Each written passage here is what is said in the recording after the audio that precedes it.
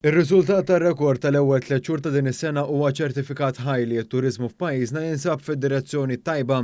Dawn it-3 xhur kienu l-aqwa l-ewwel kwart tas-sena fl-istorja tat-turiżmu Malti.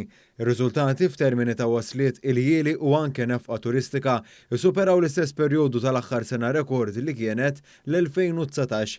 Dan kien il-messaġġ ewlieni tal-Ministri Clayton Bartolo u Owen Bonnici waqt konferenza tal-aħbarijiet li fiha spjegaw kif bejn Jannar u Marzu ta' din is-sena waslu f'pajjiżna l fuq minn 443,000 turist, żieda ta' 4.1% meta mqabbel mal-istess perjodu tal-2019. Il-Ministru Clayton Bartolo nnota żidiet notevoli f'ċerti swieq bħal dawk mill-Italja, minn Franza, mill-Awstrija u mill-Polonja li pajjiżna qiegħed isir aktar popolari magħhom.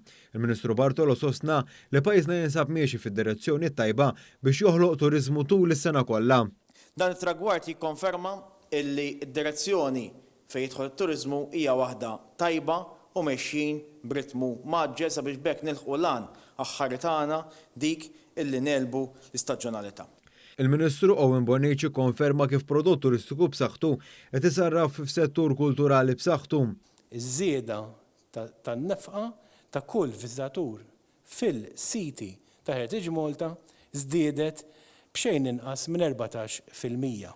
U rrid infakkar li min-naħa ta' Heritage Malta la żiedet prezzijiet biex tidħol fil-mużewijiet. Il-Ministru Bonnici qal li l-Gvern se jkompli joħloq prosperità ġdida għal soċjetà aktar b'saħħitha.